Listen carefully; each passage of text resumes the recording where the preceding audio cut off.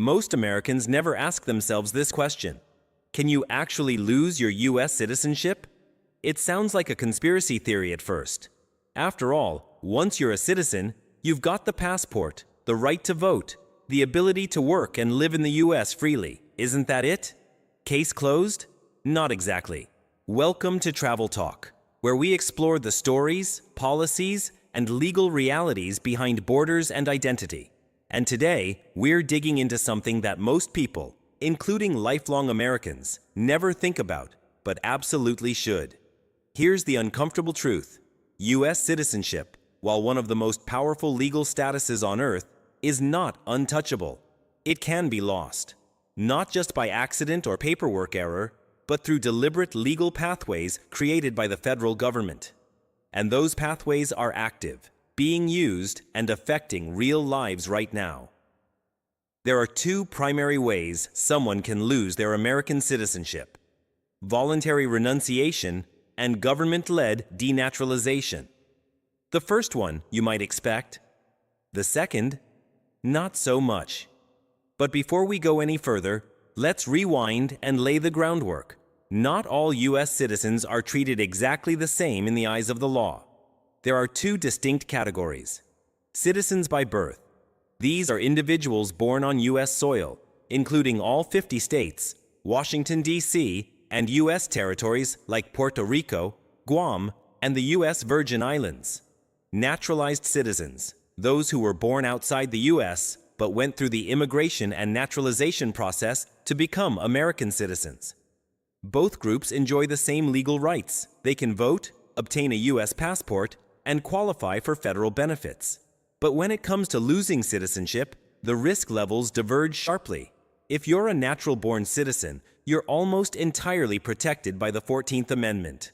That means, unless the original birth documents were fraudulent, or you were part of a very rare case of organized identity fraud, your status is constitutionally secure. But if you're a naturalized citizen, your citizenship is not something you were born into. It's something you obtained through a legal process. And any process that can be done can also be undone, under the right legal conditions. So let's start with the most straightforward scenario: voluntary renunciation. It might surprise you to learn that thousands of Americans give up their U.S. citizenship every single year. In fact, the U.S. government publishes a quarterly list of people who have officially renounced, and the numbers have been climbing steadily for over a decade. Here's how it works. To renounce, you must appear in person at a U.S. embassy or consulate outside the United States. You'll be required to sign an oath of renunciation, acknowledging that you understand the consequences, and that the act is irrevocable. As of 2025, the process also comes with a steep fee. Over $2,000. That's one of the highest renunciation fees in the world. Once you've renounced, the consequences are immediate and permanent. You lose your U.S. passport.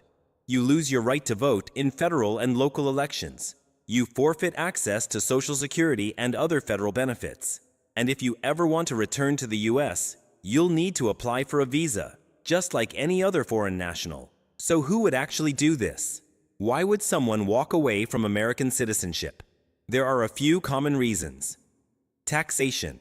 The United States is one of the only countries in the world that taxes based on citizenship, not just residency. That means if you live abroad but keep your U.S. citizenship, the IRS still wants a cut. For wealthy Americans or entrepreneurs living overseas, this can be a significant financial burden. Political or personal beliefs. Some individuals feel disillusioned with U.S. policy or government and want to sever formal ties. Others may be required to renounce in order to take on citizenship or a government role in another country. Lifestyle commitments. In many cases, people simply decide that their future is elsewhere. They've started families, businesses, or communities abroad and want their legal status to reflect that. But regardless of the reason, the renunciation process is permanent. There's no undo button. Once you give it up, you're no longer American, and you won't be treated like one under the law. Here's where things get even more serious and a bit unsettling. What if you never wanted to give up your citizenship at all? Can the U.S. government take it from you against your will? The answer is yes, and it's called denaturalization. If voluntary renunciation is the door you walk through willingly, denaturalization is the one you're dragged through, often without warning.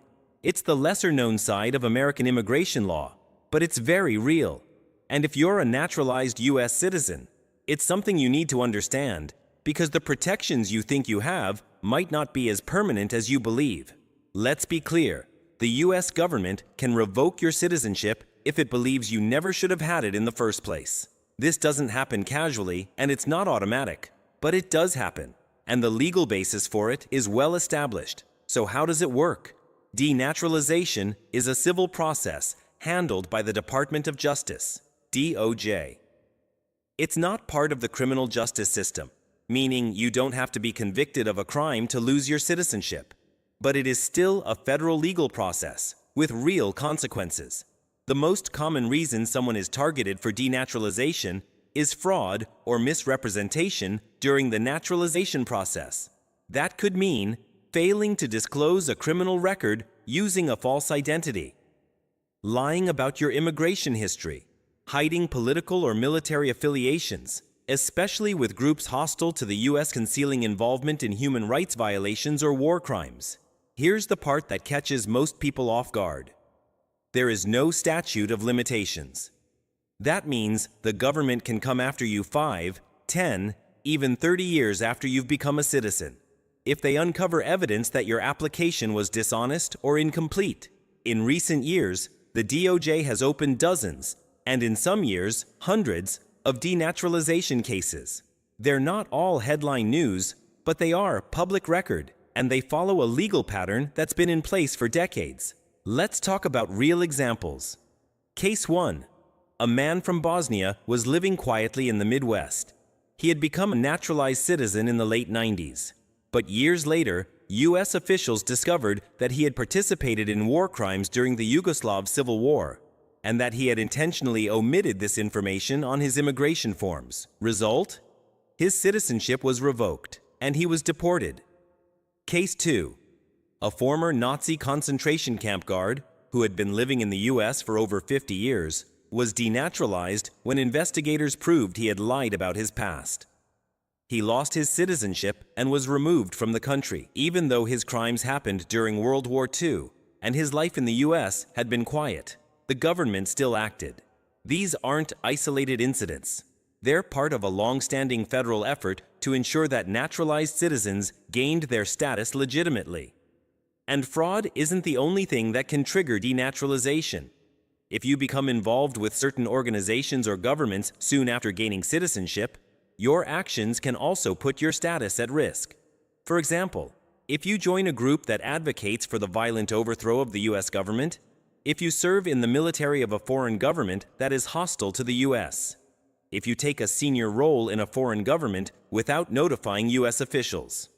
These associations, especially within the first 5 years after naturalization, can raise serious red flags. The government may argue that your behavior shows you were never truly loyal to the United States, and that your naturalization was based on false pretenses. Let's say you never committed a violent act, but you were a public member of an extremist political group or served in a foreign regime that's on poor terms with the U.S.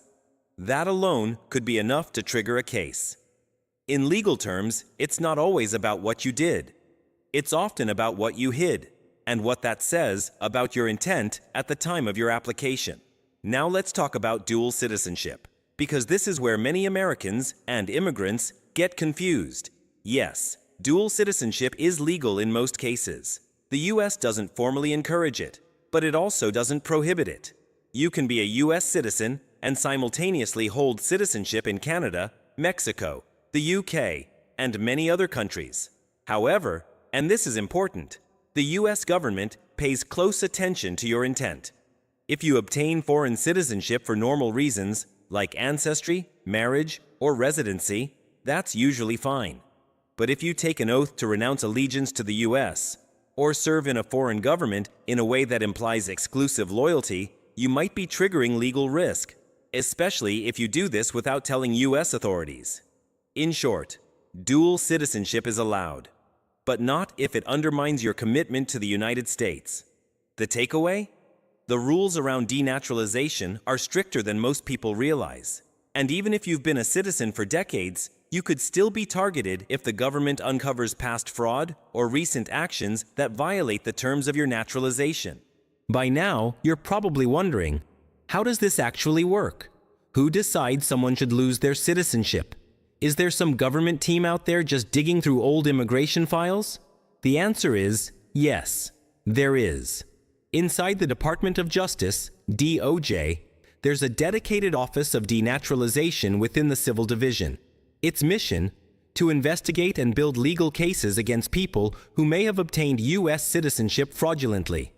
And they don't do it alone. They work closely with Homeland Security, DHS, and Immigration and Customs Enforcement, IC.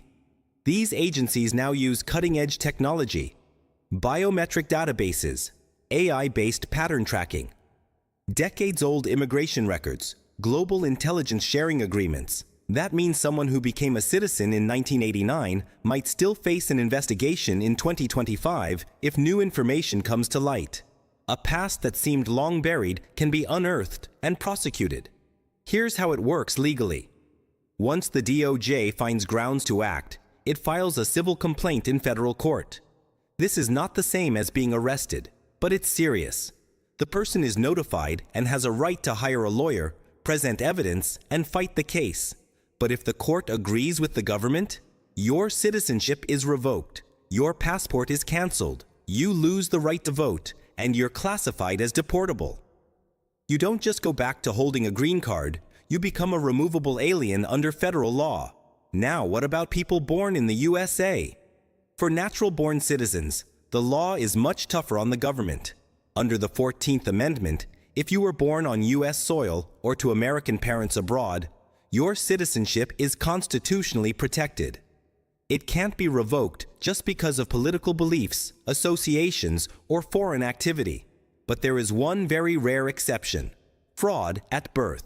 If your original birth certificate or identity was obtained fraudulently through fake hospital records, false parentage, or birth tourism schemes, the government can challenge your claim to citizenship. These cases are extremely rare and very hard to prove, but they've happened. The common theme in every single loss of citizenship case? Intent and deception. You can't lose your citizenship just because you said the wrong thing or changed your views.